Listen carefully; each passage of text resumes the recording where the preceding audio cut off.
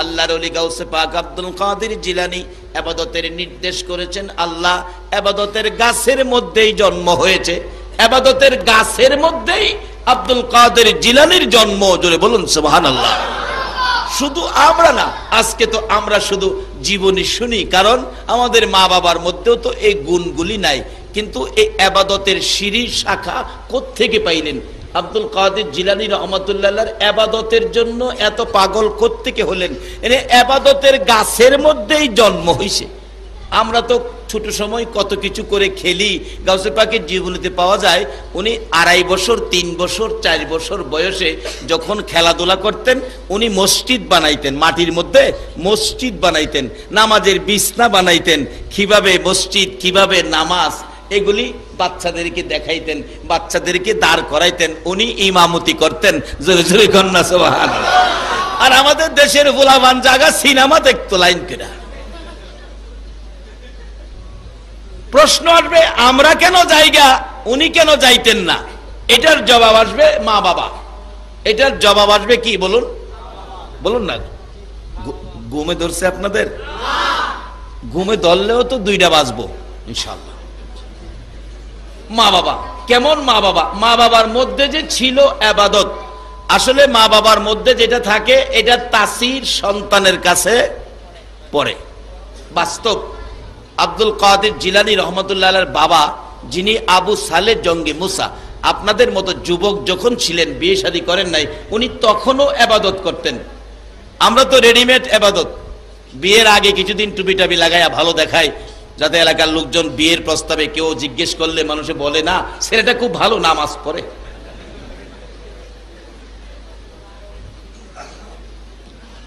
এরপরও গেলাম বিপদে পড়ে। এক ছেলেরে জিগাইছে, জামাই দেখতে আইছে, তো জামাই দেখতে আইছে, মেয়ের পক্ষের লোক জিগাই, জামাই নামাজ পড়েন? হ্যাঁ নামাজ তো পড়ি। একজনকে খুব ভালো তো, বাড়ির কাছে মসজিদ, নামাজ না পড়লে কি হবে নাকি? জিগাই বলুন তো ফজরের নামাজ কত রাকাত? মুসলমান, আমার গ্রামের ঘটনা বলছি। আমার সমপাঠী ছিল, প্রাইমারি স্কুলে একসাথে পড়ছি। হ্যাঁ কয়ে বইছে ফজরের নামাজ 8 রাকাত। এর দোষ নাই তো, কে জানি শিয়াইছে তোরে যাই জিগায় আজকা সব বাড়ায়া বাড়ায়া কইবি। আরে বাড়াইবে তো, বেতন কত, চাকরি করো, 10,000-এর মধ্যে 20,000 কইলে এটা গিয়া লাভ হইব, জমি কম বেশি কইলে এটা লাভ হইব, আন্তাজি কইলে তো লাভ হইতো না। বেচারা বাড়াইতাছে। তার চাচা ছিল সামাজিক মোল্লা, আমাদের সামাজিক মোল্লা আছে, সমাজের বিয়ে শাদী পড়ায়, নানান এই ভালো কাজগুলি সমাধান দেয়। এই সামাজিক মোল্লা তো চাচা পিছন থেকে কইতাছে, বাতিজা বাতিজা, ও বাতিজা, কি দেখাইতেছে? কয় রাকাত? ঘুমাই রয়েছেন আপনারা?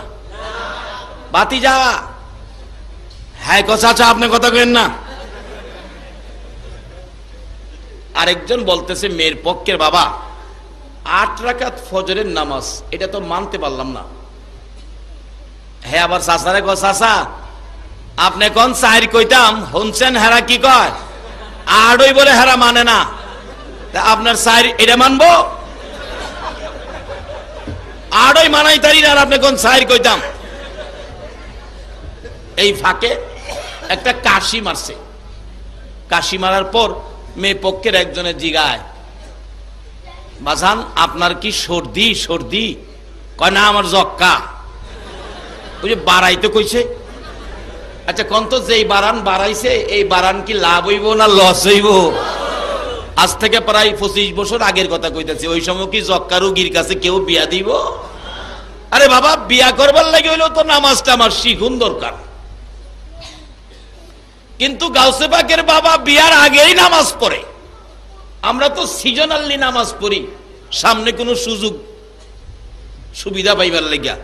কিন্তু গাউসে পাকের বাবা নামাজ পড়ে বিয়ের আগেই। একবার নামাজ পড়তে গিয়ে উজু করতে গেছে, নদীতে দেখে একটা ফল বাইসা যাইতেছে গা। দেখে কয় এত সুন্দর ফলটা বেসে যাবো গা, এটা তো নষ্ট হইব পানির থেকে, আমি ফেটে খিদা আছে, গরিব মানুষ খাইলাই না, আইনা খাইছে। খায়া উজু করতে গেছে, বিবেক বাধা দিছে, কাঠটা খাইতেছস? আরে কাঠটা খায়া উজু করতেছস? কার ফল খাইছস? কয়া খাইছস? অন্যজনের ফল খাইছস, কিতাবে আছে একটা নলা খাবার যদি কারো পেটে হারামের থাকে 40 দিন পর্যন্ত নামাজ পড়লে একটা সেজদাও কবুল হবে না। এক নলা খাবার হারামের থাকলে 40 দিন পর্যন্ত একটা ডাকও আমার আল্লাহ শুনে না। ওই পরিষ্কার হয়ে এলো, পরে ডাহিস। দেখছেন না, পোলাপান অপরাধ করলে বাবারে ডাক দিলে বাবা কি কর, তুই আমারে বাপ ডাহিস না, তুই আমারে বাপ ডাহিস না। বাবা বিরক্ত হয়ে গেছে এর ব্যবহার আচার আচরণে। একটা বাপ পর্যন্ত ছেলে ডাক দিলে কই আমারে বাপ ডাহিস না। হারাম খায়া ডাকলে আল্লাহ কো আমারে ডাহিস না, তোর মুখটা হারাম করে ফেলেছস। এই মুখটাকে আমারে ডাকবে পবিত্র রাখার জন্য তোর মার পেটে আমি সিস্টেম করেছিলাম, মার নাপাক রক্ত খাওয়াইয়া তোরে পালছি বান্দা, কিন্তু মুখে খাওয়াই নাই, মুখটা পবিত্র রেখেছি। দুনিয়াতে আইসা তুই আমারে আল্লাহ বলে ডাকবি, আমার নবীর দুরূদ পড়বি, আর এই মুখটা দিয়ে কোরআন শরীফ পড়বি। আর তুই, আমি পবিত্র রাখলাম মার পেটে মুখটা, মার নাভির সাথে 5 ফিট করে তোরে রক্ত খাওয়াইছি, মুখে খাওয়াই নাই, যেহেতু রক্ত হারাম। আর এই হারাম দুনিয়াতে খাইয়া আমারে ডাহস, আমারে ডাহিস না। ডাকলেও কোনো লাভ হবে না। গাউসে পাকের বাবা আবু সালে জঙ্গি মুছা কোন গাছ থেকে গাউসে পাক জন্ম হয়েছে? আল্লাহু আকবার বলো। ফল খাইয়া নিজেকে নিজে বাধা সৃষ্টি হয়ে গেলেন। উজু করে নামাজ পড়লে কি হবে? 40 দিন পর্যন্ত পড়লেও ডাক শুনবে না। দুনিয়াতে তো শুনবেই না, আখেরাতেও আমাকে এই ফলওয়ালা যদি দাবি করে আমার ফল খাইছে, এটার জব না দিয়ে হাসরের ময়দানে একটা কদম সামনে যাইতে পারবি না। তাহলে নামাজ পড়ে আগে যার হক খাইছস সেটা মাফ লই আলো। হাঁটতে হাঁটতে জিলার নদীর কিনার দিয়া, নদী কোত্থেকে আইছে যাইতেছে, যায় দেখে নদীর পারে বহু দূরে একটা বাগান, ফলের বাগান। এই তো পাইছি, নিশ্চয়ই এই বাগান থেকেই ফলটা গেছে, যেহেতু নদীর পারে। এক বেচারা বসা দেখে বেচারার কাছে অনুরোধ করতেছে, বাবা আমারে মাফ করে দেন, মাফ করে দেন। এই কিরে বাবা কি কি হয়েছে কি? আমি জিলান থেকে আইছি, আমারে মাফ করে দেন। কেন কেন? এই বাগানের একটা ফল মনে হয় সম্ভাব্য এই বাগানের শিউর না, এরপরও মাফ চায়। আর আমরা শিউর এবারের কাডল গাছে, নতুন গাছের কাডলটা খাইছি চুরি কিরা, এরপরও মাফ চাইছে কেউ? আরো একটা খায়া যা, আর একটা দেখা যা, কবে নিতারবো? বাবা কি হবে অলির জীবনী শুনে যদি দেহটাকে পরিবর্তন না করতে পারেন? আল্লাহ আমাদেরকে আজকের মাহফিলের উসিলায় পরিবর্তন হওয়ার তৌফিক দান করুক। সকলে বলো আমিন। একটা অলির বাবা হবেন, এটা আশ্চর্যের কিছু নয়। অলির দরজা এখনো বন্ধ হয় নাই, একটা অলি হতে পারেন, অলির বাবা হতে পারেন। মাগো তুমিও একটা অলির মা হতে পারো। কিভাবে হইবা? আইতাছি সামনে, একবারে সহজ পথ। কিন্তু শর্ত হলো প্রথমত মানতে হবে ইল্লা লিয়াবুদুন, আল্লাহর ইবাদত, যে কাজের জন্য আল্লাহ আমাদের বানাইছে এইটা ছাড়া ওলি হওয়া যায় না। যাইতে যাইতে যাইতে যাইতে মাপ চাইয়া বইয়ে রয়েছে, কইবে আসে আর কইবে না। কত ফল বাগানের সামনে ফাইরা খায় জাগারে মাপ চায় না, আর তুই ফানিতে খাই আইছস মাপ নিতে। বাবা আসলে এটার মালিক তো আমি না, এটার দারোয়ান আমি। মাপ নিলে বাগানের ভিতরে যাই দিব, ভিতরে বাগানের মালিকের বাড়ি, নাম হইলো, মালিকের নাম দরবেশ আব্দুল্লাহ ইবনে সুয়াইমি, তার কাছে যাই দিব। কোন কি তা আগে কইলেন না মাপ সাহেব হইছি?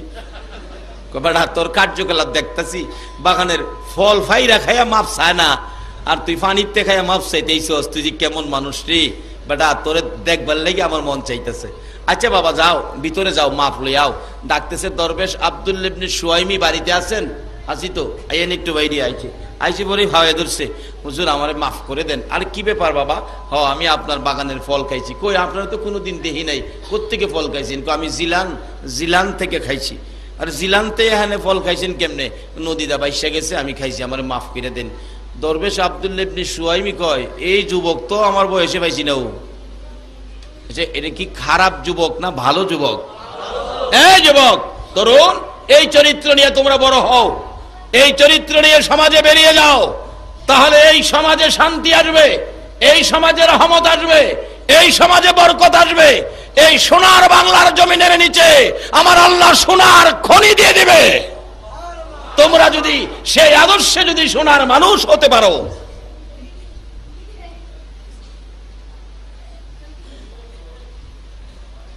আজকে সেই যুবকের জন্ম যেই দেশে, এই দেশে তেলের খনি করে দিয়েছে আমার আল্লাহ। আর যার ভালোবাসায় সেই যুবক জীবন ধন্য করেছে, ওই সোনার নবী যেই দেশে শুয়েছে, ইয়াসরিব নামের বালু আর পাথরের দেশে আমার আল্লাহ সোনার খনি করে দিয়েছে। আজকে সোনার বাংলা নাম দিয়ে যদি এই আদর্শগুলো নিয়ে আমরা বেরিয়ে যেতে পারি, আমার বিশ্বাস সোনার বাংলার জমিনের নিচে নবী প্রেমিক ওলি প্রেমিকদের জন্য আমার আল্লাহ সোনার খনি দিয়ে ভরপুর করে দেবেন। কিন্তু সিস্টেমে আসুন, রাস্তায় আসুন। তাই বলতেছিলাম, এই যুবকগুলি কে? আপনারা কে হবেন? অলির বাবা? কার ছেলেটা ইবাদতে যাবে? কার ছেলেটা নামাজি হবে? কার ছেলেটা কোরআন পড়নেওয়ালা হবে? ওই যে বাস্তবে আসুন। বাবা মাপ চাই, মাপ দিতে পারি, পানিতে ভাইয়া খাইয়া খাইয়ালাও, খালি পাইলে খাইয়ালাও, মাপ দিতে পারি। আমার বাগানে 1 বছর কর্মচারী থাকতে হইব। আবু সালে কয়, নিজেরে নিজে দীক্ষার দেয়, আরো খাইবি নি? একটা খাইয়া বলে 1 বছর তাহন লাগবো, আরো খাইবি? জীবনের শিক্ষা দিব আজগাতরে। আচ্ছা বাবা 1 বছর থাকলে মাপ দিবেন তো? হ্যাঁ মাপ দিয়ে দিব। 1 বছর থাইকা কাপড় টাপড় লইছে, চাচা জায়গা আমারে মাপ দিয়া দেন। আমরা দেশের পোলাপান হইলে কি কইতো, একটা ফল খাই 1 বছর থাকতাম, কোন রুমে থাকুম, বিছনা বালিশ দেন। সকালবেলা ঘুমের তুইটা দেখবো ফুলাও নাই, বিছনাও নাই, চাদরও নাই, বালিশও নাই। ঠিক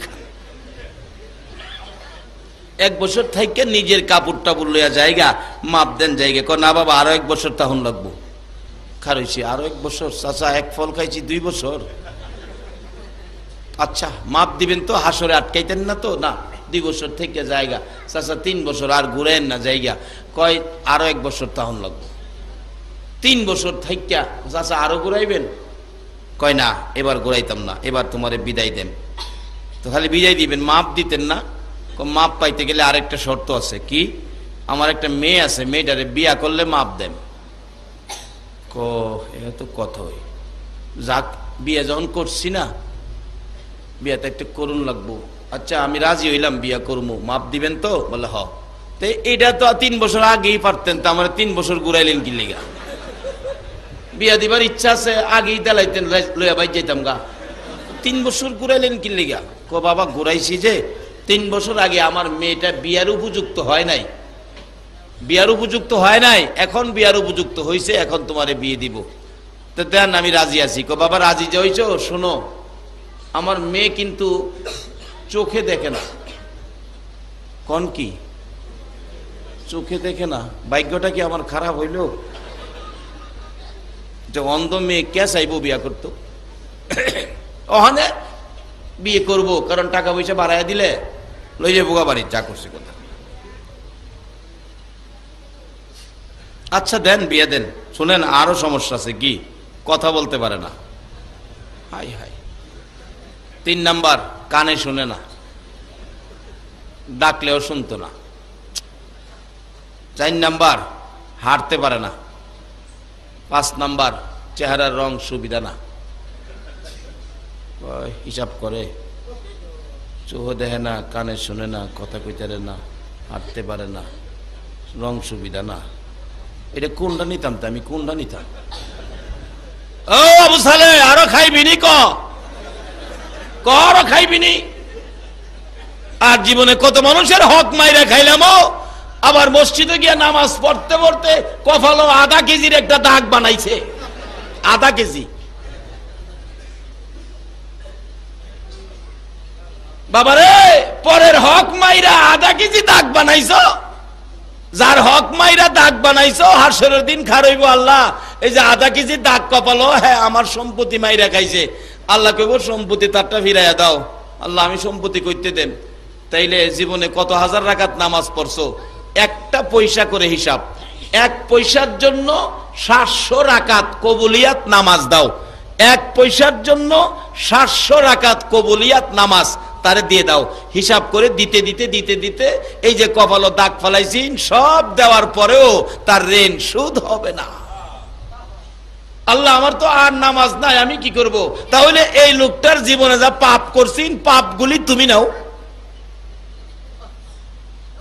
নেক তো দিছে, এখন পাপ লইয়া ও নামাজি এত কষ্ট করছিলা যে জান্নাতের আশায়, তোমারে জান্নাত দেখায়া দেখায়া জাহান্নামে নেব, ওই যে আরেক জনের হক মাইরা খাইছিলা এটা দিতে যায়া। বাবা, দুইটা পয়সা কারো মাইরা খায়েন না, তাহলে ইবাদত করে কোনো লাভ হবে না। যে ইবাদতে অন্যের হক আছে, মাগো ওই পেট থেকে আল্লাহ ওয়ালা জন্ম হবে না। আমি কি কথাগুলো বুঝাইতে পারতেছি? আল্লাহ তুমি কবুল করো, আমাকে সকলকে আমল করার তৌফিক দাও, সকলে বলো না। 5টা সমস্যা কি করতাম? আচ্ছা দেন বাবা, বিয়ে দেন। বিয়ে পড়াইছে উম্মুল খৈর ফাতেমা, এত হাজার টাকা দিন মোহর ধার্যের উপর আবু সালের সাথে বিয়ে কবুল করলেন 2 জন।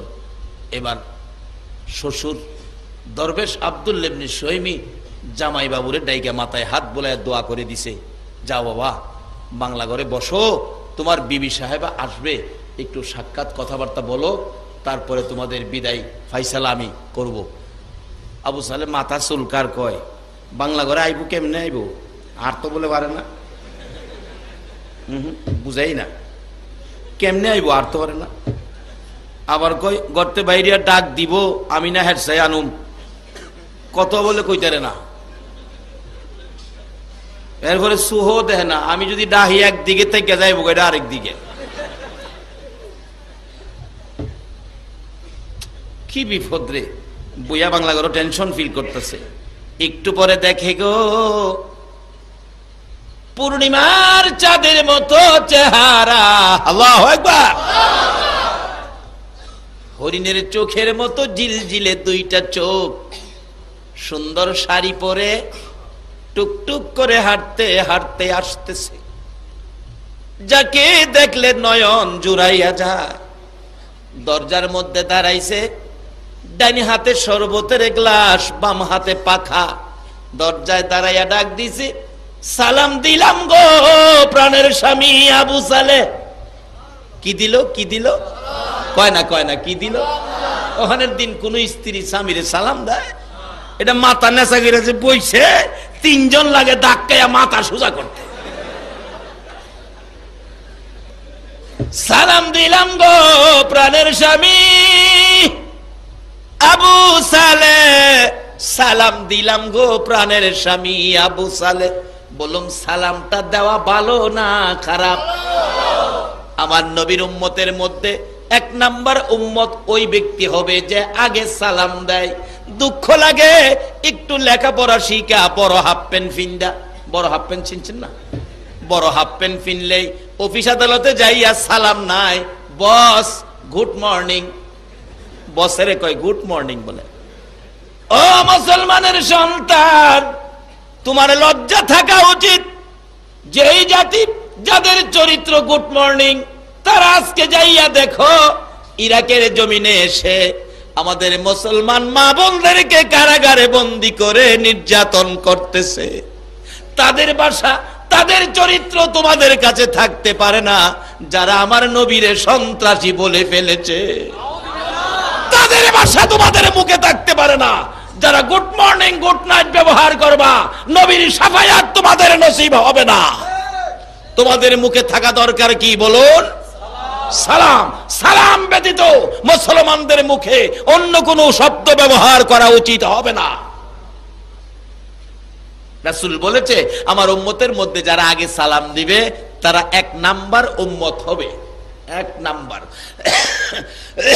আপনারা কি নাম্বার 1 পাইতে চান না 2 পাইতে চান? আগে কি ব্যবহার করবেন? আজকাল থেকে যুবক এটা বাড়িতে নাও, রাস্তাঘাটে ময়মুরব্বী দেখলে তুমি আগে সালাম দিয়ে দিবে, তাহলে তুমি নাম্বার 1 উম্মত হবে। শুধু পুরুষ নয়, মাগো মহিলারা, তুমিও তোমার শ্বশুরকে, তোমার স্বামীকে, তোমার শাশুড়িকে সালাম দাও। বাড়িতে যাইবা, বাবার বাড়ি, বাবাকে সালাম দাও, মাকে সালাম দাও, বড় বোনকে তুমি সালাম দাও।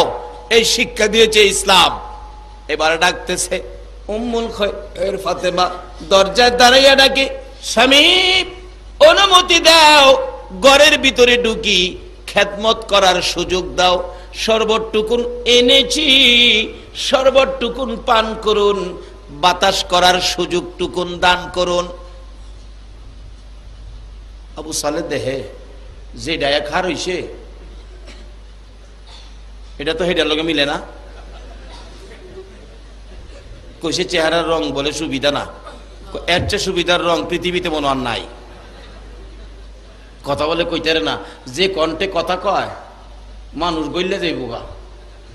খুই কি বিপদ বললাম রে, খুই কইলো আর আইলো কি, কইছে হাঁটতারে না, এটা হাটে দি চোখ কাইরা নে, কি করতাম রে, নাম্বারে মিলে না। স্বামী যখন কইছে আন্তা জিজ্ঞাসা কইছে, আচ্ছা একটু জিজ্ঞাসা দিহি নামটা, বিয়া যে পড়াইছে নামের সাথে মিলাছেনি। বোন বোন আপনার নাম কি? আমার নাম উম্মুল খয়ের ফাতেমা। কোন নামে মিলছে? আপনার বাবার নাম কি? দরবেশ আব্দুল্লাহ ইবনে সুয়াইমি। তাও মিলছে, আবার কোন সাইজে মিলে না। আবার কোন বিপদ ভরি আয়ানি কেউ কমিয়া কার লগে কথা কইতেছ, এরকম পেছনি বেড়ে যায়, কাপড়টা বললো ইয়া পাশাদা দরজার পাশাদা বাইরিয়া জাগা, সামনে গেছে ওরে শ্বশুর দেখা। বাজান কই যান? আপনি আমার বাজান কইেন না মিয়া, আপনি ভন্ডা ভন্ডি বাজান কোন, আপনি আমার কইছেন কি আর দিছেন কি? কি দিছি বাবা? শ্বশুরের সাথে এইভাবে কথা কয় না। শ্বশুর বাবার জায়গায়, বাবারে যে শ্রদ্ধা করবেন বাবার পরের শ্রদ্ধাটা শ্বশুরে পাবে। তাও শোনো, কথাবার্তা কয় না, কই এতদিন কষ্ট কিরা যাও একটা দিছিলেন, কইছেন একটা দিচ্ছেন আর একটা, বিপদ ভালো এবার ভাও করছেন আমারে, আমি যাইগা। ও দরবেশ আব্দুল্লাহ ইবনে সুয়াইমি কয়, বাবা আবু সালেহ শুনেন, যাইেন না, এটাই আমার উম্মুল খয়ের ফাতেমা। কোন কি? তা আপনি না কইছেন চোখ দেখে না? বাবা রে, আমার মেয়েটা বালেগা হওয়ার পর থেকে এই চোখ দিয়া জীবনে কোনোদিন একটা বেগানা পুরুষ দেখে নাই। আচ্ছা অহন কি এমন মহিলা পাওয়া যাইব বেগানা পুরুষ দেখছে না? আগেকার দিনে একটা মেয়ে ইনডাইরেক্ট দেখার জন্য, একটা মেয়ে দেখার জন্য আমাদের দেশের মুরব্বীরা 6 মাস ঘুরছে বাড়ির আশেপাশে,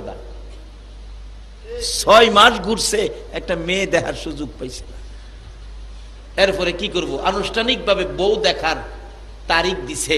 বউ দেখানোর জন্য দাদি নানি দুইজন আইসা মাঝখানে বসায়া সাফাই গাইতেছে, আমার নাতিন বেপরদা জীবনে হইছে না, মানুষের সামনে জীবনে গেছে না, এই জন্য ভয় পা, চোখ খুলে না, মাথা নিচে কিনে বই রয়েছে, আধা ঘন্টায় মাথা সোজা করছে, এরপরে চোখ খুলে না, লজ্জায় চোখ খুলে না। আগেকার দিনের মহিলারা চোখ খুলে না, অনেক কিছু কইয়া চোখ খুলাইছে। আর অহনে বউ দেখতো গেলে, বউ বৈশা বউরে দেখবার আগে বউ নিজে ওই দেহে কয়জন আইছে।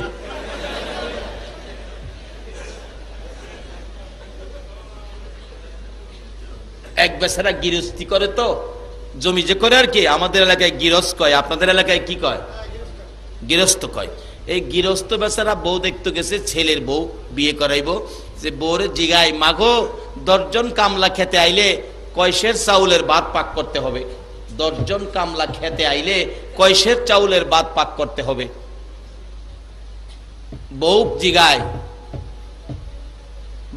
বাবাজি কামলা কি আমাদের দেশের না মমিন সিংহা? জিগা কামলা কোন দেশের? কারণ এক এক দেশের এক এক রকম। আমাদের দেশের লোক ভাত কম খায়, মমিন সিংহের লোক যেমন কাজ করে বেশি, এরা খাওয়া তো বেশি। জিগাইছে কয়সের ছেলের ভাত পাক করতে হইব? বউ জিগাই কোন দেশের কামলা? কি জব সোয়াল চলছে দেখে। আর 3 ঘন্টা লাগছে বউয়ের মুখতে কথা বাইর করতে, মাথা নত গেড়ে বইরিছে। আবু সালে কয়, কোন কি এটা আপনার মেয়ে? কহ দরবেশ আব্দুল্লাহ ইবনে সুয়াইমিকে, বাবা এই চক্ষু দিয়ে কোনোদিন আমার মেয়েটা বেগানা পুরুষ দেখে নাই, বিদায় বলেছি আমার মেয়েটা অন্ধ। এই মুখ দিয়ে বেগানা পুরুষের সাথে কোনোদিন কথা কয় নাই, বিদায় বলেছি কথা কইতে জানে না। কানে দিয়ে কোনোদিন বেগানা পুরুষের কথা শুনে নাই, সেজন্য বলেছি কানে শুনে না। পাও দিয়ে হাইটা কোনোদিন বেগানা পুরুষের সামনে যায় নাই, বিদায় বলেছি হাঁটতে পারে না। চেহারার রং সুন্দর না কালো, বেগানা কোনো পুরুষ আমার মেয়েকে দেখে নাই, সেজন্য বলেছি চেহারার রং ভালো না। আবু সালেহ, শুধুমাত্র আজকের দিনে আমার উম্মুল খয়ের ফাতেমা স্বামী হিসাবে এই 2টা পাও দিয়ে হাঁটতে হাঁটতে তোমার সামনে হাজির হয়েছে। রে আবু সালেহ রে, আমার উম্মুল খয়ের ফাতেমারে লইয়া বাড়িতে যা, তোর কপাল ভালো হবে, তোর ভাগ্য ভালো হবে, যা যা তোদের জীবন ধন্য হবে। ওই মা ফাতেমা উম্মুল খয়ের, ওই বাবা আবু সালে জঙ্গি মুসা একটা ফলের জন্য 3 মাস কর্মচারী, 3 বছর কর্মচারী খাইটা এই বিবি লইয়া বাড়িতে গিয়েছিল। ওই মা ওই বাবা বাবা জন্ম দিয়েছে আব্দুল কাদের জিলানী রহমাতুল্লাহ আলাইহি। এই গাছের ফলটা কত ক্ষমতাবান। আসুন বাবারা, আসুন দুনিয়াত আসুন। মার পেট থেকে কত কিছু করেছে, এই আলোচনা করতে গেলে যাবো গা রাত্র, আমি সংক্ষেপ করে আনছি।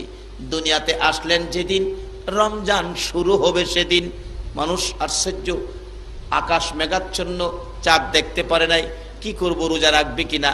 কিন্তু এইভাবে আনাগোনা আজকে চাঁদ উঠছে কিনা, উঠার কথা, চাঁদ তো দেখলাম না। কিন্তু আবু সালে জঙ্গে মুসার কলিজার টুকরা সন্তান গাউসে পাক দুনিয়াতে ভূমিষ্ঠ হয়ে মার স্তনে মুখ লাগায় না, দুধ খায় না। কোন গাছের কোন ফল। আর আমরা রোজার মধ্যেও দুপুরের সময় ভাত খাওয়া শুরু করি, আর মার কোলে ভূমিষ্ঠ হইয়া দুধ খাওয়া বন্ধ করে দিয়েছে। আজকে রমজানের রোজা, কার পক্ষে বাবা আপনারা বসেছেন? এরকম একজন অলি যদি কারো পক্ষে থাকে, এরকম একজন অলির পক্ষে যদি আপনারা কেউ থাকতে পারেন, অবশ্যই বিপদ থেকে আপনারা মুক্তি পেয়ে যাবেন। কিভাবে মুক্তি পাবেন আসতেছি সামনে। এবার গাউসে পাক আব্দুল কাদের জিলানী রহমাতুল্লাহ আলাইহি মার স্তনে মুখ লাগাই না। মহিলাদের কথা কিন্তু খুব কম সময়ে প্রচার হয়। দেখবেন মহিলারা একটা কথা কইয়া কইব, কই গো কারো কাছে কইও না, কইও না, কইও না, কারো কাছে কইও না, কারো কাছে কইও না। কথাটা বেশি সময় লাগে না। এই মহিলা আরেকজনের কাছে গিয়া কয়, কারো কাছে কইও না, কইও না, কইও না। কইতে কইতে 200-250 মানুষ শূন্য লাইছে, কইতো না কারো কাছে, এরপরও কয়ে লাইছে। আবার কইও না। খবর হয়ে গেছে উম্মুল খয়ের ফাতেমার একটা সন্তান হয়েছে গো। এই সন্তানটা বলে সুবে সাদেক থেকে সকাল পর্যন্ত কিচ্ছু খায় না। তাইলে ব্যাপারটা কি? সবাইকে জিগাই, মাগো কি খবর? আমার সন্তানটা না খায় না। তাইলে বোঝা গেল আজকে রমজান। আব্দুল কাদের জিলানী ভূমিষ্ঠ হইয়া মানুষকে শিক্ষা দিল, রমজানের আগমনের বার্তা খবর পৌঁছে দিল। এবার রমজানের খবর হয়ে গেল, মানুষ না খায়েই রোজা রাখতে শুরু করলো। এই দিন আর রোজা কেউ রাখলো না। যাই হোক, একে একে বড় হইতেছে মার কোল থেকে। কিন্তু একদিন দেখা গেল একটা মহিলা, 6টা তার মেয়ে বাড়িতে, পেটে আরেকটা সন্তান। ডাকতেছে স্বামী, বিবি তোর 6টা মেয়ে, আরেকটা যদি পেটেরটা মেয়ে হয় তোরে তালাক। তালাক। অহংকার দিনে তো চুপে চাপে স্বামীর অগোচরে মহিলারা জায়গা হসপিটালে আলট্রাসোনোগ্রাফ করাইয়া বাচ্চা ছেলে না মেয়ে পরীক্ষা করে এই পরে স্বামীরে জানায় না, চুপচাপ জায়গা। কিন্তু তখন তো আলট্রাসোনোগ্রাফ ছিল না, কিন্তু আল্লাহর ওলিদের কাছে আলট্রাসোনোগ্রাফ করার মেশিন ছিল 2টা চোখ। এই 2টা চোখে পেটের ভিতরেও কি আছে তারা দেখতে পারছে। যাইতে যাইতে আবু সালে জঙ্গি মুসা বাগদাদের বড় মসজিদের খতিব হুজুরের কাছে গেছে, বাবা যান আমার একটা বিপদ। কি বিপদ? আমার 6টা মেয়ে, 6টা মেয়ে বাড়িতে, পেটের বাচ্চাটা মেয়ে হইলে আমার স্বামী আমারে তালাক দিব। বাবা গো বলবেন পেটের বাচ্চাটা কি আছে? আবু সালে কিছুক্ষণ তাকায়া আলট্রাসোনোগ্রাফ করে দেখলেন পেটের বাচ্চাটা মেয়েই হবে। বলে দিছেন, মা পেটের বাচ্চাটা তো তোমার মেয়েই হবে, তাই নাকি? তাছে বলুন এই মেয়েটার বিপদ আরো বাড়লো না কমলো? কানতে কানতে অস্থির রাস্তা দিয়ে যাচ্ছে।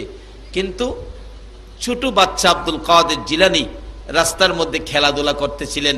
ওই মসজিদ বানায়, মাটির মধ্যে মসজিদ বানায়, মসজিদ বানায়া খেলে। মহিলাটা কানতে কানতে আসছে, আবার কানতে কানতে যাচ্ছে। জিগেলেন, মা কানতেছো কি লিগা? কান্দি বাবা একটা দুঃখ। কি দুঃখ? তুমি বাচ্চা মানুষ, তোমার কাছে বললে কি হবে? আরে বাবা শুনি না, বলো না কি দুঃখ? দুঃখ হলো বাবা আমার 6টা মেয়ে, পেটে একটা বাচ্চা, বাচ্চাটা যদি মেয়ে হয় বাবা স্বামী আমারে তালাক দিব। গেছিলাম বড় মসজিদের খতিব আবু সালের কাছে গেছিলাম, বাচ্চাটা কি বলে দিত, কি কইছে, বাবারে আমার কপাল পোড়া রে বাবা, পেটের বাচ্চাটাও মেয়েই বলে হবে। তো উনি কোনো ফাইসালা দেয় নাই, আবু সালে কোনো ফাইসালা দেয় নাই, না বলছে মেয়েই হবে। আপনি আবার যান, যায় বলেন একটা ফাইসালা দিতে, কারণ অলির কাছে গিয়ে যদি কিছু ফাইসালা না পায় তাহলে অলির কাছে গিয়া লাভ হইল কি? ডাক্তারের কাছে গিয়া যদি চিকিৎসা না পায় তাইলে ডাক্তারের কাছে গিয়া লাভ হইল কি?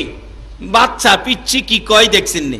আমরা দেশের পিচ্ছিরা এটা কইবার ক্ষমতা ভাইব, কারণ গাছ যে আমরা বালা না, ফল ভালোইব করতে। এবার আবার বাচ্চার কথায় আব্দুল কাদের জিলানির কথায় গেছে, গিয়া সামনে খার হইছে। আবু সালে জিগায় কি ব্যাপার কি? বাবা রাস্তার থেকে একটা বাচ্চা ছেলে আমারে পাঠাইছে, কইছে ডাক্তারের কাছে আইলে চিকিৎসা না পাইলে কি লাভ হইল, আমি সমস্যায় আছি, আমার একটু সমাধান। যাও বলছি মেয়ে হবে, আর সমাধান কি? যাও। এই পড়ছে কি আমার দমক দিয়ে তাড়াইয়া দিছে। আবার জানছে, আবার যান, আবার যান, আবার যাইতাম, কহ যান। দ্বিতীয়বার গেছে পরে কি বাচ্চাটা আমার পড়া, রাগ হয়ে গেছে, কানতে কানতে আইছি। কি ব্যাপার মা? কয় না আমার তাড়াইয়া দিছে, দমক দিচ্ছে। আবার যান, কয় অন গেলে আমার মারবো। তাইলে আমি লগে যাম, চলেন। আচ্ছা বাবা। পিচ্ছি আগে আগে যায়, মেয়েটা পিছিয়ে পিছিয়ে বিপদগামী। বাবারে কার পক্ষে আলোচনা শোনার জন্য বসে আছেন? এরকম একজন আল্লাহর ওলি আপনার বিপদে কাজে লাগতে পারে। আল্লাহু আকবার বলো। বাবা জায়গা মতো বইছেন, কাজে লাগবে। নবীর দরবারে গিয়ে ইমাম গাজ্জালির নেতৃত্বে বসে আমার নবীর হাতের মুবারকের সাথে হাত মিলাইবার সুযোগ পেয়েছে 100 ওলি। আজকে সেই গাউসে পাকের মতো অলির আলোচনা শোনার জন্য আপনারা বসে আছেন। আমার মন কয় আপনাদের আল্লাহর দিদার নসিব হয়ে যাবে। কিভাবে হবে আসতেছি। এবার সামনে দাঁড়াইছে আব্বুজান, আব্বুজান একটু মেজাজটা গরম। কি আবু রাগ হইেন না, আমি কোনো অপরাধজনিত আবদার নিয়ে আসি নাই, রাগ হইেন না আব্বুজান। এই মেয়েটা কিনলে গেছিল আপনার কাছে, আইছিল কিনলে গিয়া, তোমার এত কি? বাবা দরকার আছে, মানুষ বিপদে পড়বে, আল্লাহর ওলিরা মানুষ বিপদ থেকে উদ্ধার করবে, দরকার আছে। আল্লাহর ওলিদের কাছে যদি সমাধান না পায় মানুষ কই যায় সমাধান পাবে? কথা তো ঠিক। লোকটা কিনলে গেছিল, মেয়েটা আইছিল, 6টা মেয়ে আর একটা বাচ্চা পেটে। এটা মেয়ে হইলে স্বামী বলে তালাক দিব। তা আপনি কি দেখলেন, কি কইলেন? পেটে তো বাচ্চা মেয়ে, ওই বলে দিছি মেয়েতে। আবার আমি পাঠাইছি বলা, দমক দিছিলেন বাবা। পাঠাইছিলাম তো আপনার কাছে চিকিৎসার লেগে, চিকিৎসা করতেন। ডাক্তার চিকিৎসা না করলে রুগীরা কই যাইব? আপনি যে দমক দিছেন বাবা, এই দমকে বাড়ির যে 6টা মেয়ে ছিল, 6টা মেয়ে কিন্তু ছেলে হয়ে গেছে। বলো কি আব্দুল কাদের? বাবা যদি বাস্তবে পরীক্ষা করতে চান, পরে আরেকটা আবার পাঠাইছি, পরে আবার দমক দিছিলেন না? ওই দেখেন পেটের বাচ্চাটা দেখেন ছেলে হয়ে গেছে, দেখেন। আরে গাউসে পাকের এই ক্ষমতা তো এটা সাধারণ ক্ষমতা। গাউসে পাকের একজন গোলাম, যিনি গাউসে পাকের দরবারে পড়ে থাকতেন, কুমিল্লা জেলার শাহপুর দরবার শরীফে ডক্টর পিয়ার আহমদ বগদাদি, যিনি আমাকে বহু মায়া করতেন। ডক্টর পিয়ার আহমদ বগদাদি, যিনি বগদাদের গোলামি করে বাংলার জমিনে এসে কুমিল্লা জেলার চান্দিনা থানার শাহেনা নামে একটা মেয়ে, 7ম শ্রেণীর ছাত্রী, শাহেনা নাম, 7ম শ্রেণীর ছাত্রী শাহেনা নাম। কিন্তু ওই doctor peer Ahmad Baghdadi Ghause পাকের দরবারের গোলামি করতেন। সেই গাউসে পাককে কোনোদিন দেখে নাই সচক্ষে, দরবারের গোলামি করে ওই শাহপুরের হুজুর শাহানার জন্য দোয়া করে দিয়েছিলেন। সঙ্গে সঙ্গে শাহানা নামের মেয়েটা পুরুষে পরিণত হয়ে গেছে। জোরে বলুন সুবহান। আচ্ছা এই বেচারি ফাইসালা পাইল, পেটের বাচ্চা ছেলে হইল, বাড়ির মেয়ে ছেলে হইল। আব্দুল কাদের জিলানী ডাকতেছে, বাবা আর কইলাম দমক দিয়েন না, আবার যদি আমারে দমক দেন তাইলে গেলাম সমস্ত পৃথিবীর মেয়েগুলো ছেলে হইয়া যাইব। আচ্ছা, গাউসে পাকের দরবারের গোলামি করে যদি বাংলার ডক্টর পেয়ার আহমদ বাগদাদি সপ্তম শ্রেণীর ছাত্রী শাহানাকে মেয়েকে ছেলে বানাইতে পারে, গাউসে পাক সরাসরি নিজে কিছু করবার ক্ষমতা কি আল্লাহ তারে দেয় না? এই মেয়েটার নাম হলো এখন, আগে ছিল শাহানা, এখন হলো শাহ আলম। প্রত্যেক বছর এই শাহ আলম মাহফিল করে, ওই ডক্টর পেয়ার আহমদ বাগদাদির গোলামি করে।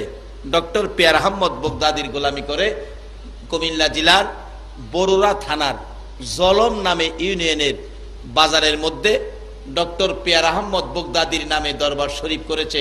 ডক্টর পেয়ার আহমদ বাগদাদিও দুনিয়ায় নাই, দুনিয়ার থেকে বিদায় হয়ে গেছেন, কিন্তু বাগদাদের গোলাম ছিলেন।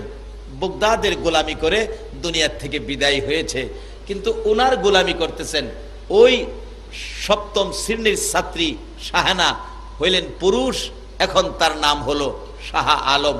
শাহ আলম হিসাবে পরিচিত।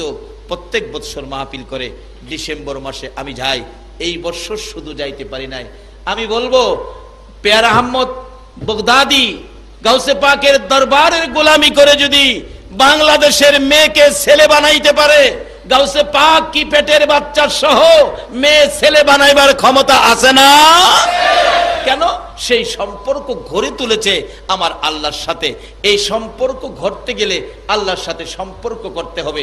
এই সম্পর্ক করতে গেলে মানতে হবে নবীর কথা।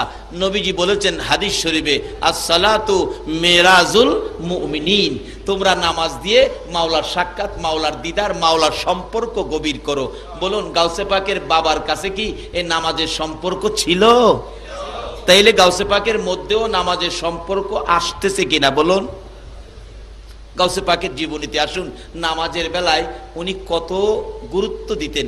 শুধু 5 ওয়াক্তের নামাজ নয়, 5 ওয়াক্তের নামাজের পরে তাহাজ্জুদের নামাজও গাউসে পাকের জীবনীতে আমলের মধ্যে ছিল। আমরা তো তাহাজ্জুদ দূরের কথা, 5 ওয়াক্তই তো ক্লিয়ার না। আমার ভৈরবে এক ব্যক্তির জায়গায়, বাবা নামাজ পড়ো? কই জি নামাজ তো পড়ি। কয়েক তো পড়ো? কোজন নামাজ যত অক্ত অত অক্ত পড়ি। নামাজ কত অক্ত? 4 অক্ত। নামাজ বলে 4 অক্ত। আপনাদের চট্টগ্রাম নামাজ কয় অক্ত? মাশাআল্লাহ, সজাগ আছেন দেখা যায়। নামাজ কয় অক্ত? এই কয় 4 অক্ত। জিজ্ঞাসলাম 4 অক্ত কেমনে? এই হিসাব করে, জোহর, আসর, মাগরিব, এশা। জোহর, আসর, মাগরিব, এশা। আরেকটা অক্ত আর নাই বলে, আর নাই। কোনটা রয়েছে কোন তো? আসলটা ওই রয়েছে, যেটা দিয়া নামাজ শুরু হয়েছে সেইটাই রয়েছে। হ্যাঁ, বারবার হিসাব করে, জোহর, আসর, মাগরিব, এশা। আমি গেলাম যে বাবা ফজর, কজুর ফজর নাই। আরে কও কি ফজর নাই? কজুর করে কই জানেন, আমি ফজরের সময় ঘুমোতে উঠতারি না, এলাকে বাদ। হ্যাঁ, ঘুমোতে উঠতারে না দেখে বলে ফজর বাদ। আচ্ছা, আসলে কি আমি ঘুমোতে না উঠতারলে কি ফজর বাদ হইব? বরং আমি বাদ হইলাম নামাজ থেকে, ফজর বাদ হইছে না। 5 ওয়াক্ত নামাজ পড়েও তাহাজ্জুদ পড়তে। একদিন গাউসে পাক তাহাজ্জুদ পড়তেছে, এমন টাইমে খান বাহাদুর ইবলিস আল্লাহর আরশ কুরসি সাজায়া আল্লাহর বেশ ধরছে। হ্যাঁ, আল্লাহ হইছে, আয়া গাউসে পাকের সামনে হাজির হয়েছে। আব্দুল কাদের, কি ভদ্র নম্র দেখেন না। আব্দুল কাদের ইবাদতের মধ্যে, গাউসে পাক, তোমার ইবাদতে আমি আল্লাহ। কি নম্র ভদ্র ভাষা। তোমার ইবাদতে আমি আল্লাহ ঠিক থাকতে পারলাম না, আরশ কুরসি লইয়া তোমার সামনে এসে গেছি। গাউসে পাক কোরআনে হাফেজও ছিলেন। কি কোরআনে? কোরআনের ভিতরে ডুব দিছে যে কোথাও কোরআনে এই বিধান আছে কিনা, বান্দা ইবাদত করলে আল্লাহ আরশ লইয়া আই পড়ে। দেখে কোরআনের ভিতরে কোথাও এই নির্দেশ নাই। আল্লাহ এভাবে আসে না। আল্লাহ খুশি হয় কিন্তু আরশ লইয়া আসে না। অবশেষে ডাক দিয়া কয়, তুই আল্লাহ না, তুই ইবলিস।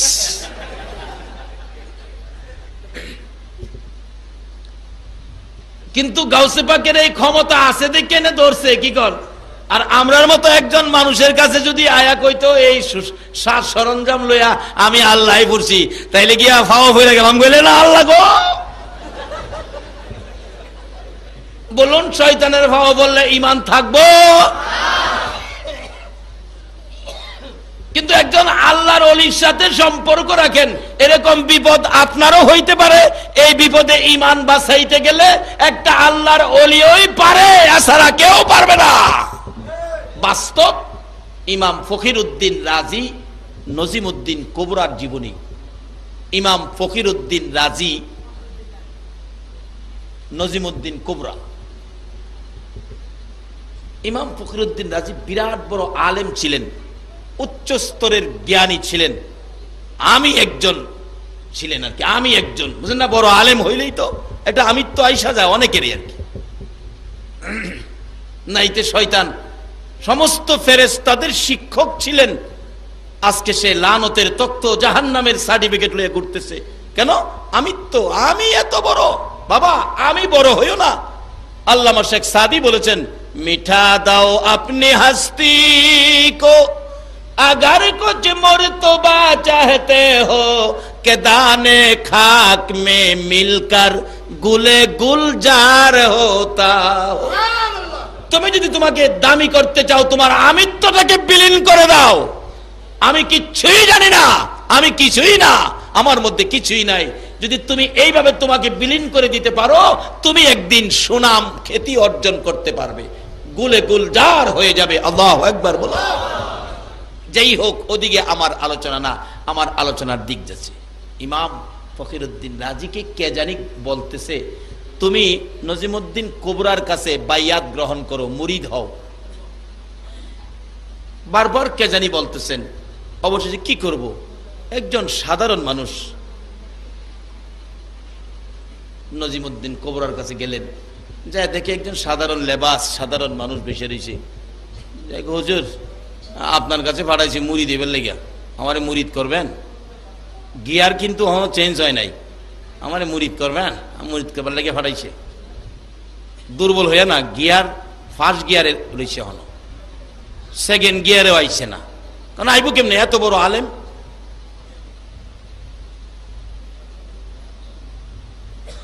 উনি অন্তরের চোখে দেখে যে না, এখনো গিয়ার চেঞ্জ হয় নাই। বলতেছে, বাবারে, তোমাকে বাইন্দা রাখার মতো রশি আমার কাছে নাই, তোমাকে মুরিদ করার মতো শক্তি আমার ওখানে হইছে না। না, মুরিদ করতে হইব। তাইলে একটা কাজ করো, কি, আমার জন্য একটা সদাই নিয়ে আসো। যদি সদাইটা আনতারো, তাইলে তোমারে মুরিদ করব। সদাইটা কি? ইতিহাস লেখে, তাদের জীবনী লেখে, সদাইটার নাম ছিল নাচিজ। নাচিজ কোন সিজই না, নাচিজ। কইটার লেগে থাকবো লইয়ামু। তো মৌলবী তো বিরাট বড় মৌলবী, দোকানদারের কাছে গিয়া কো, ভাই সাহেব নাচিজ বিক্রি করেন? নাচিজ। দোকানদার কয়, এদিকে মাথাটা এদিকে নেন, ফ্রিজের পানি দিয়ে দেই। কেন? ভাই মৌলবী, নাচিজ কোন সিজ আছে? কই আমার হিসাব কি কইলতে। আরেক দোকানে গেছে, ওষুধের দোকানে, ভাই সাহেব নাচিজ বিক্রি করেন আপনারা? ওষুধের দোকানদাররা কয়, এটা মাথার দোষ, এটা ইঞ্জেকশন দিয়ে দে। আরে কি ব্যাপার, মাথার দোষ কন? হ্যাঁ, আমার হিসাব কইছে। যান, নাচিজ কোনো চিজ আছে? সারাদিন ঘুরছে, নাচিজ কোনো চিজ পাইছে না। অবশেষে নাচিজ না পাইয়া সারাদিন ঘুইরা বিরক্ত হইয়া রাত্রে ঘুমাইছে। সকালবেলা বাথরুম করতে গেছে, এটা আগেকার দিনের বাথরুম, খালি খালি বাথরুম, মাসা বাইন্দা বাথরুম করে, নিচে ময়লা দেখা যায়, দেখে ময়লার মধ্যে সরু সরু ফুকা গুলি লড়তাছে। এই পোকা দেখে আরে আমি নাচিজের লেগে দোকানে ঘুরি, নাচিস তো এইটা পায়খানার পোকা। কচু পাতার মধ্যে দুইটা ফুকা উড়াইয়া প্যাকেট করে দৌড় দিছে, বিশ্বাবের কাছে নিব, নাচিস পাইছি। একটু পরে যাওয়ার পরে রাস্তার মধ্যে পোকায় ডাহে, আল্লাহ আমার জবানটা খুইলা দিবেন। কিনলে গিয়া দরকার আছে, যা খুইলা দিলাম। ফুকায় কথা কয়, হুজুর আমারে কই নিতেছেন?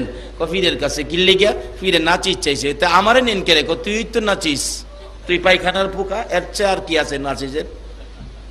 আফসুস, আমি তো লাল মিয়ার দোকানের আপেল ছিলাম, মানুষ শ্রেষ্ঠ মাখলুক, আমাকে খাওয়ার পরে আমি পায়খানা হইয়া ময়লা হইলাম, এই জন্য কি আমি নাচিজ হয়ে গেলাম?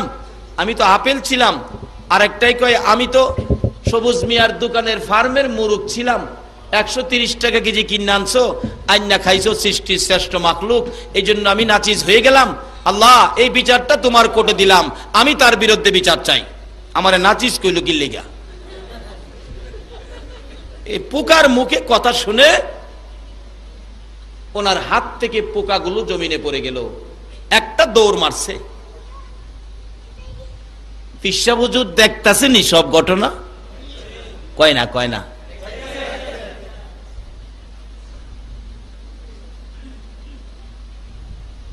আইতাছে দৌড় আইসা, এইবার তাদের গিয়ার চেঞ্জ হয়েছে।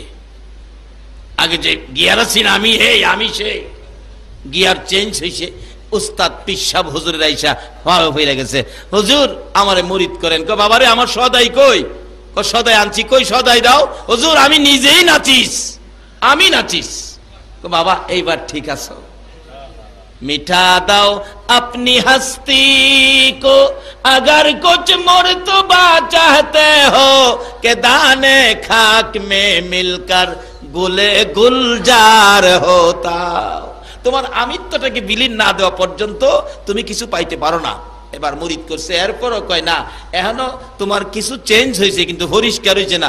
পরিষ্কার করার জন্য বলছে, বাবা তুমি 12 বছর জংলায় থাকতে হবে, 12 বছর জংলায় থেকে আসলে তারপরে তোমাকে মুরিদ করা হবে। 12 বছর জংলায় থাকতেছে, জংলায় থাকে, আলেম মানুষ তো বসে থাকবো কত, এই পাতালতার মধ্যে কিতাবগুলি খালি লেখে, কিতাব লেখে।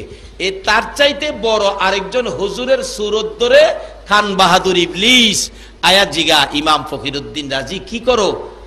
হুজুর এখানে কিতাবাদি লেখি, কি করব, অবসর থাকি। কিসের কিতাব? লেখি আল্লাহর কোরআন কিতাব, এগুলি লেখি। আল্লাহ বলতে কি কোনো জিনিস আছে? বড় হুজুর, বড় হুজুরটা চিনছেন তো? ইবলিস। এই হুজুরের শাখা গেলা মোহনও আছে, সাবধান থাকেন। আল্লাহ বলতে তো কিছু নাই। কোন কি? এই যে কিতাব দলিল, এই যে কিতাব দলিল আল্লাহ আছে। এক কিতাবের দলিল দিলে হেলা 2 কিতাবের দলিল দেখাইতে দেয়, আল্লাহ নাই। এইভাবে একটা দেয়, হেলা 2টা দা কাটে, কাটতে কাটতে 101টা দলিল দিছে। ইবলিস 101টা দলিল কেটে দিছে। কারণ যত বড় আলেমই হন, ইবলিসের তো বড় আলেম তো রইছেন না। ইবলিস ফেরেশতারে ফরাইছে, কত বড় জ্ঞানী, কিন্তু 101টা দলিল কেটে দিছে। কিন্তু এখন এমন পর্যায়ে গেছে, আল্লাহ নাই এই কথাটা উনি স্বীকার করবে ইবলিসের কাছে। আর হায়াত শেষ, আজরাইল আসতেছে, তার রুহু নিয়ে যাবে। এই ঘটনাটা দেখতেছে নজিমউদ্দিন কুবরা। আসরের নামাজের উজু করতে ছিল, বক্তবিন্দরা পানি দেয়, পানি শুধু হাতে ডালে, হাতে ডালে, উজু করে না। ওনার খেয়াল বৈশা রয়েছে এখানে, খেয়ালটা তো জংলায়। ডাকতেছে, পানি দিলে খালি ঢালে। মুরিদরা কই কি আশ্চর্য। অবশেষে এই 101টা দলিল কাইটা দিছে ইবলিস। উনি স্বীকার করবে আল্লাহ বলতে কিছু নাই। এই টাইমেই লুডার ফানি, লুডার সহ লইয়া ইডা মাইরা ধমক মারছে। আরে কমবখের নাদান, ইডা মারছে। কসনাত দলিল ফলিল নাই, বিনা দলিলে আল্লাহ এক, বিনা দলিলে কি গণ, কি গণ আমরার জন্য কি? বিনা দলিলে আল্লাহ। এই পানির সিডা লুডার ইডা হিসাবের কণ্ঠ কানে গিয়া লাগছে, পানির সিডা লুডার ইডাও লাগছে। তখন উনি চমকা উঠলেন, কে আমাকে ডাক দিলেন? ইমান হারা হয়ে যাইতো। এত বড় আলেম ইবলিসের মতো হয়ে দুনিয়ার থেকে বিদায় হওয়ার মুহূর্তে ওই আল্লাহর ওলি পীর সাহেব কিবলা এই বিপদ মুহূর্তে পানির ইডা, পানির সিডা, লুডার ইডা আর কণ্ঠের ডাক পৌঁছাইয়া তখন ওই ব্যক্তি চিৎকার মেরে ডাক মারলেন, বাবা, বাবা গো, কে আপনি আমাকে সংকেত দিলেন? তাহলে তুমি তো হুজুর না, তুমি তো ইবলিস। এই আমার পীর সাহেব আমাকে সংকেত দিয়েছে, দলিল ফলিল নাই, বিনা দলিলে আল্লাহ এক। একথাই রাইট, বিনা দলিলে আল্লাহ এক স্বীকার করে নিলাম, কোন দলিল ফলিল দরকার নাই। এই মুহূর্তে আজরাইল এসে তার রুহু নিয়ে গেলেন, ঈমান নিয়ে কবরে গেলেন, একমাত্র আল্লাহর ওলির নেক নজর থাকার কারণে। বাবারা, ওই রকম একজন ওলি পক্ষে থাকলে আমাদের লাভ হবে না লস হবে? গাউসে পাকের মতো একজন ওলি যদি আমাদের পক্ষে থাকে তাহলে আমাদের লাভ হবে না লস হবে? তাই বলতেছিলাম, গাউসে পাক নামাজ পড়তেন কিনা বলুন? নবীর শিক্ষায় নবীজি কোনো কিছু প্রশ্নের সম্মুখীন হলে 2 রাকাত নামাজ পড়তেন, ঠিক হুবহুব নবীর আদর্শ, নবীর শিক্ষা গাউসে পাকের কাছে। একদিন তাহাজ্জুদের নামাজও পড়তেন, গভীর রাত্রে গর্তে বাইরেছে উজু করব নামাজ পড়বার লেগা। আচ্ছা, উজু সারা কি নামাজ হইব? উজু তো করতে হবে। উজু করতে বাইরেছে, তাহাজ্জুদের নামাজ পড়বো, এই ফাঁকে দা ঘরের ভিতরে সুট ঢুকছে, দরজা খোলা তো, সুট ঢুকছে ভিতরে, সুট ঢুকে ঘুরতাছে কি নিব কি না। গাউসে পাক ডাকতাছে, দিনে আইস রাইতে আইস চুরি করতে আমার ঘর, দিনেই তো মানুষ কিছু পায় না। সুরা বেড়া ভাবতেছে মনে হয় খামখেয়ালি করতেছে, হ্যাঁ ঘুরতেছে চুরি করতো। উনি উজু টুজু কইরা ঘরের ভিতরে ঢুকছে, দরজা টরজা লাগাইছে। সুরা বেড়া একটা চাড়ি না পেঁচায়া খাড়ে দিছে চাড়ির ভিতরে, কারণ দরতাল্লা তো সাইজ করে লাইব। সুর ধরলে কি আপনারা সাইজ করেন না? না এমনি চুমায়া চাইরা দেন?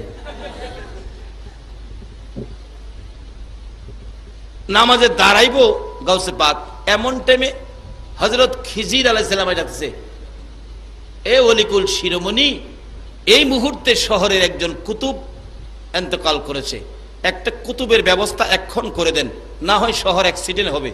শহরগুলিতে আগুন লাগে, মারামারি লাগে, খুন খারাপি হয়।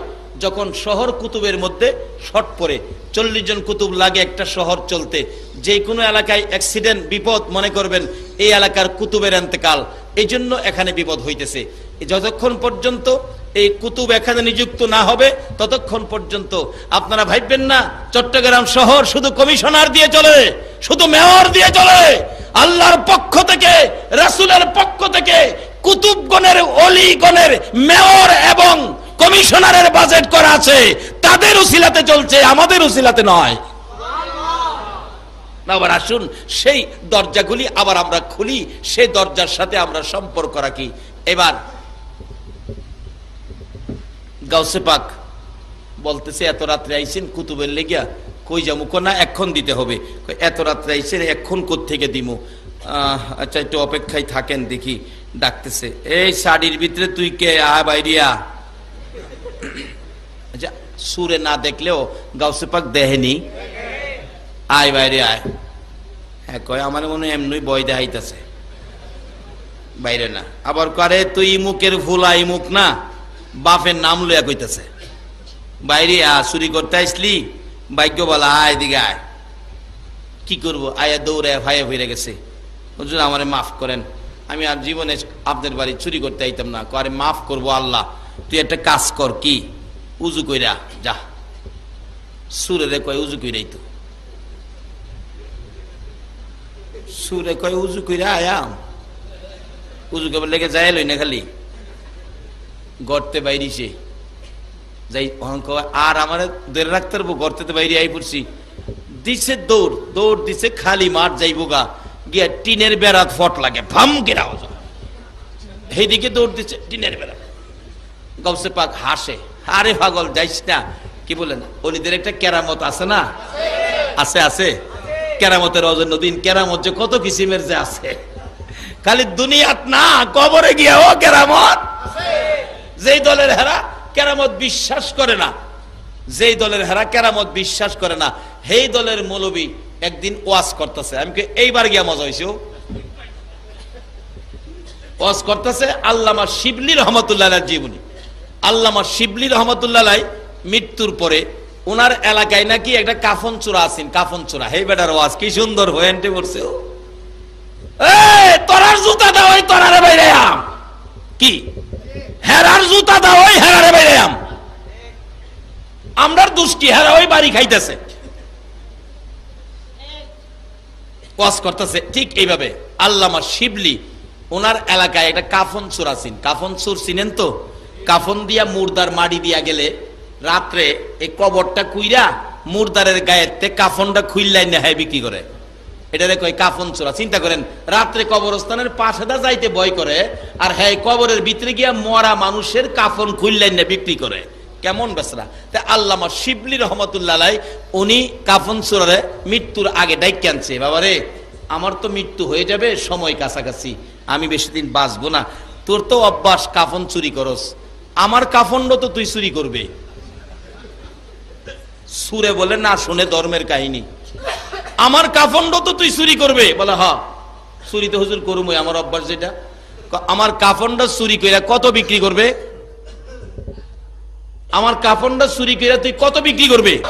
ও মুসলমান, জানো একজন আল্লাহর ওলির ক্ষমতা কবরে গেলেও থামে না, এটা বাড়তেই থাকে। আজকে এই ওলিদের জীবনী আলোচনা করতে গেলেই আমাদের এলাকার কিছু আলেম ওলামারা ফতোয়া সেট করে এটা বেদাতি। রাসূল প্রেম, ওলি প্রেমের কাহিনী গাইলেই কয় আমরা বলে বেদাতি, আর সারা দাঁত বলে হেরার। বাবারা এগুলি নয়, সত্যকে সত্যের জায়গায় রাখো। ওলিদের শক্তি আল্লাহ দিয়েছে, ওলিরা শক্তি কখন পেয়েছে? আল্লাহর কোরআন মাইনা, নবীর আদর্শ মাইনা তারা শক্তি অর্জন করেছে। তাদের শক্তিতে ধাক্কা দিও না, এই ধাক্কা তোমাদের উপর আসবে, বরঞ্চ তাদের পক্ষে চলে যাও, তোমাদের লাভ হবে। সকলে বলুন আমিন। এইভাবে থাপা দিয়ে ধরছে, আর ছাড়তেছে না, ধরছে। এই জন্য দুনিয়ায় থেকে তোরা আমি টাকা দিয়ে আসলাম, আমার কাফনটা নিস না। যারা ওলিদের কেরামত বিশ্বাস করে না তাদের ওয়াজ কইতাছি, এটার থেকে আমি পয়েন্ট পাইছি।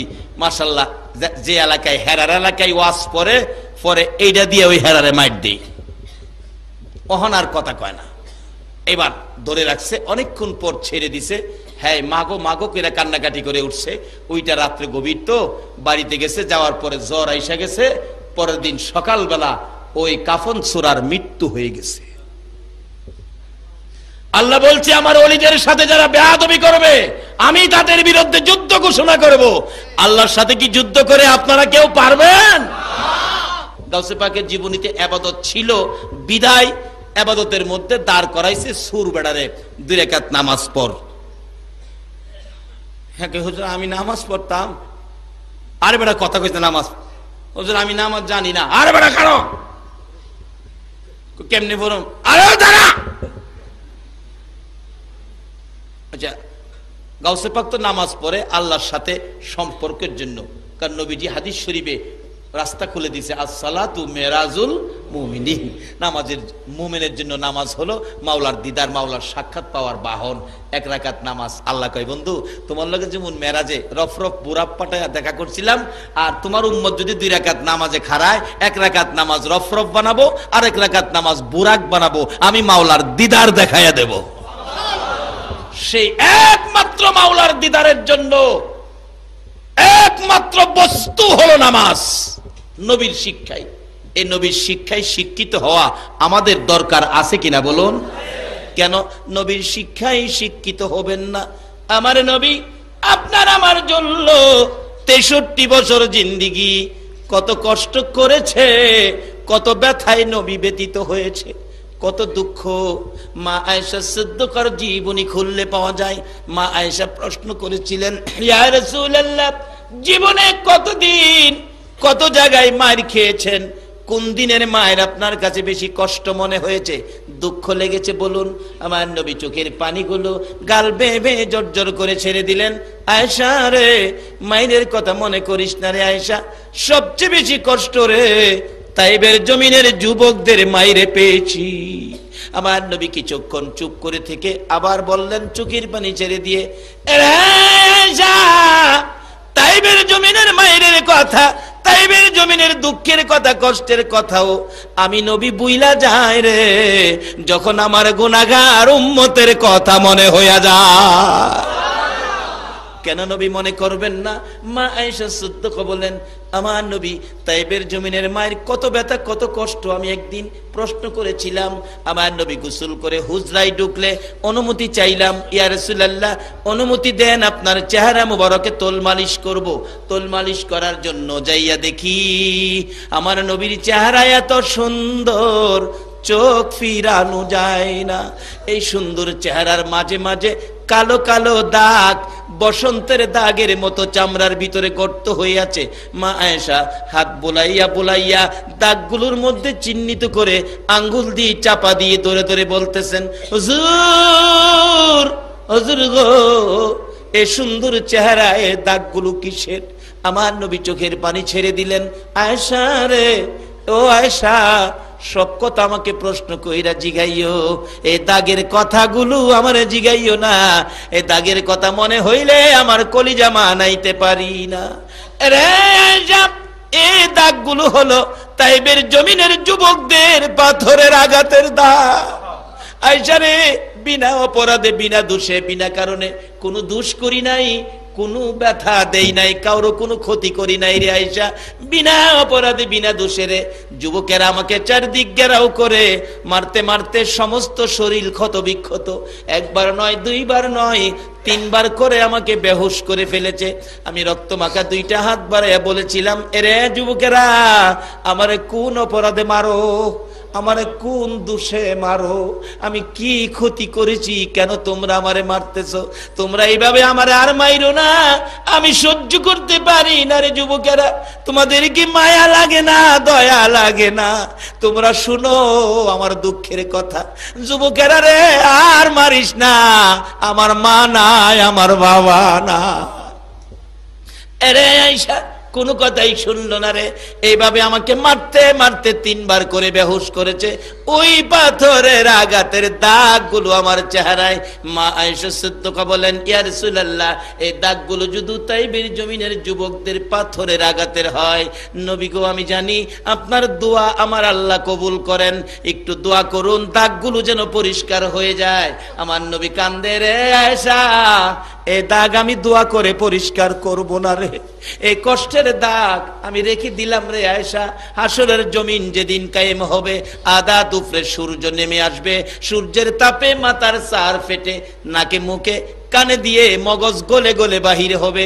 ওই দিন আমার উম্মতেরা রে আয়েশা, ওই বিপদের দিনে নবী কই, নবী কই কইয়া চিৎকার মারবে। ওই চিৎকার আমি সারা আমার উম্মতের কেউ শুনবে না। আয়েশা রে, ওই চিৎকার শুনে আমি নবী আমার বিপদগামী উম্মত গুলো লইয়া রে এক একটা দাগের বিনিময় কোটি কোটি গুনাহগার উম্মতের নাজাতের দাবি করব। আমার আল্লাহ বলেন, বন্ধু গো, তোমার 63 বছর জিন্দেগির মধ্যে কোনদিন তোমার সুন্দর চেহারায় আমি আল্লাহ একটা মশা মাছি বসতে দেই নাই, একটা পোকা মাকড় কামড় দিতে দেই নাই। ওই সুন্দর চেহারার পাথরের আঘাতের দাগগুলো উম্মতের নাজাতের জন্য রেখে দিলা।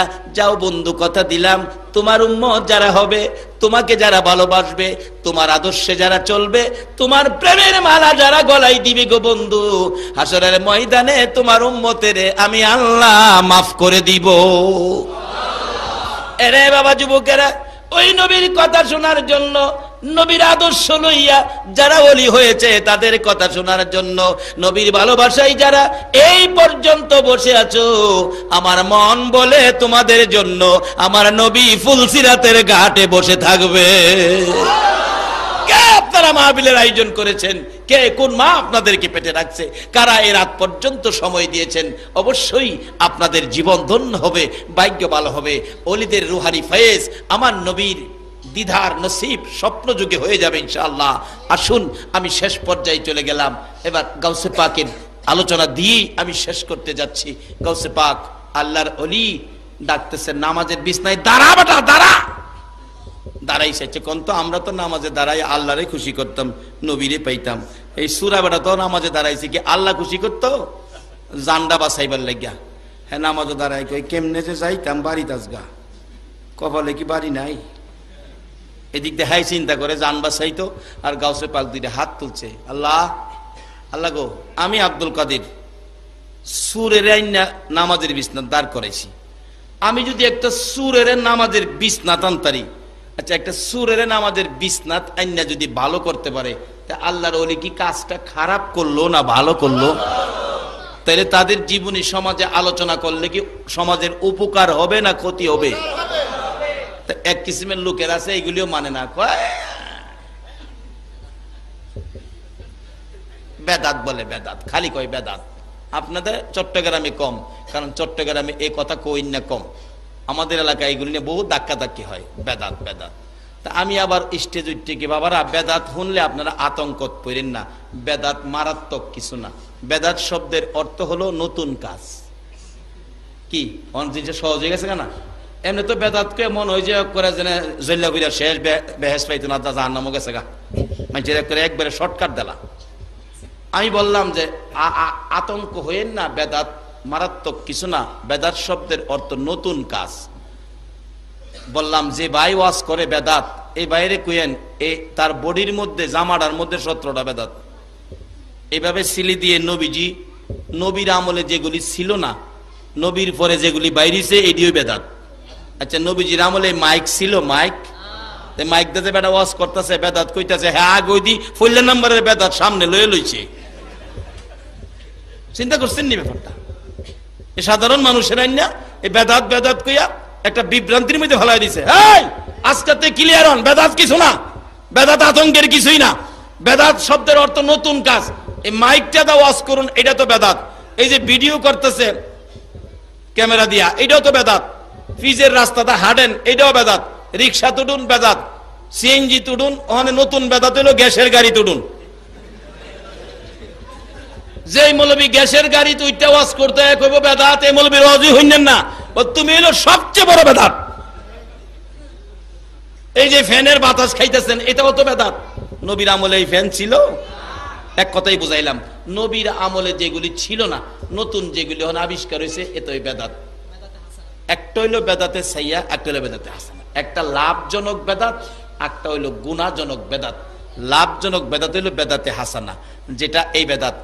মাইক, তারপরে পাকা কিতাব বাইন্ডিং, ফ্যান, গাড়ি, রাস্তা, পিজের রাস্তা, এই সমস্ত সবগুলি হইল লাভজনক। অর্থাৎ এই বেদাতে গুনাহ হয় না, এই বেদাতে জান্নাত পাওয়া যায়।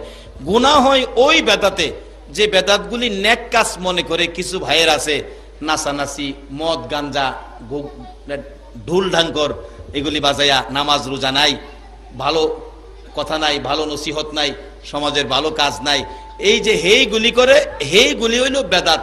এই বেদাতে মানুষকে জাহান্নামে নিবে। কিন্তু আমরা যেটা করি, নবীর শান ও মান, হেরা তো হেরারে বেদাত কয় না, হেরারে বেদাত কয় না। নবীর শান ও মান গাইলে এই তান্ডায় হেরা বেদাত কইব। হেরা যে হেরার বড় হুজুরের নামে শান ও মান গাইতেছে, ইমুকে আসছে, রাজপথ কাঁপছে, হেতা বেদাত হয় না। কষ্ট লাগে ভাই সাহেব, দুঃখ লাগে। নিজের কানে শুনেছি স্লোগান, ইমুকে আসছে, রাজপথ কাঁপছে। পায়খানা করলে উজু নষ্ট হয়, বাতাস বাড়লে উজু নষ্ট হয়, এই বেলা আসলে রাজপথ কাঁপে। যার উসিলায় কুল কায়নাত, যার প্রস্রাবকে শুধু প্রস্রাব বলা যায় না, প্রস্রাব মুবারক বলতে হয়। যে নবীর প্রস্রাব খেয়ে ফেললে জাহান্নামের আগুন হারাম হয়, হে নবীর আলোচনা করলে বেদাত হয়। আর পায়খানার প্রশংসা করলে বুঝি রাজপথ কাঁপে। দুঃখ লাগে ভাই সাহেব, কষ্ট লাগে। এগুলি নয়, সঠিক জিনিস সাধারণ মানুষের কাছে পৌঁছে দাও, এ হলো আলেম ওলামাদের দায়িত্ব। আল্লাহ আমাদেরকে বুঝ দেখ, সকালে বলো না আমিন। বাবার আসুন, গাউসে পাকের জীবনী, গাউসে পাকের মতো একজন ব্যক্তি আর কি পৃথিবীতে জন্ম হবে? কেন তাকে হিংসা করা হয়? কেন তার শান ও মানকে বাধা দেওয়া হয়? এবার ডাকতেছে সুরা বেড়ারে না খাড়া করছে বিছনাত, হাত তুলছে, আল্লাহ আমি আব্দুল কাদির সুরকে নামাজ পর্যন্ত, নামাজের বিছনা পর্যন্ত আনছি। আমি আব্দুল কাদির যদি সুরের নামাজের বিছনা পর্যন্ত আনতে পারি, তুমি কি তারে কুতুব বানাইতে পারো না? আমি আব্দুল কাদির যদি একটা সুরের বিছনাত খাড়া করতে পারি, তুমি কেন তারে কুতুব বানাইতে পারো না? কিছুক্ষণ পর আওয়াজ এসে, আব্দুল কাদির আমি তাকে কুতুব হিসাবে কবুল করে নিলাম। তে অলির দরবারে গিয়া লাভ হয় না লস হয়? সুর গেলে কুতুব হইয়া বাইরে হয়। এই অলিদের সাথে সম্পর্ক, অলিদের স্মরণে মাহফিল, অলিদের পক্ষে থাকা আমাদের দরকার আছে কিনা বলুন? আল্লাহ আজকের মাহফিল সহ আমাদের সকলকে কবুল করুন, সকলে বলুন আমিন। আজকের আলোচনা আমাকে সহ সকলকে আমল করার তৌফিক দান করুন, সকলে বলুন আমিন। এটা ডাক দেন না, আল্লাহুম্মা আমিন। ও মা বোনেরা, দোয়াই শরীক হও গো, বরিশ্বরের মাহফিল তো বিদায় হইয়া যায়। ও বুড়িশ্বরের মা বোনেরা, মাহফিল দি বিদায় হইয়া যায়। রব্বুল আলামিন বুড়িচরের জমিনে আল্লাহ আশিকে ওলি আশিকে রাসূলগণকে নিয়ে তোমার শাহী দরবারে হাত বাড়াইলাম। মাউত একবারে খালি হাত বাড়াই নাই, তুমি যার প্রেমে কুল কায়নাত সাজাইছো, যার উপর 24 ঘন্টা দুরূদ ও সালাম পাঠ করতেছো, ওই নবীর উপর দুরূদ ও সালাম মদিনা পাঠাইছি গো আল্লাহ। আমাদের দুরূদ ও সালাম গুলো পাখির মতো উড়াইয়া উড়াইয়া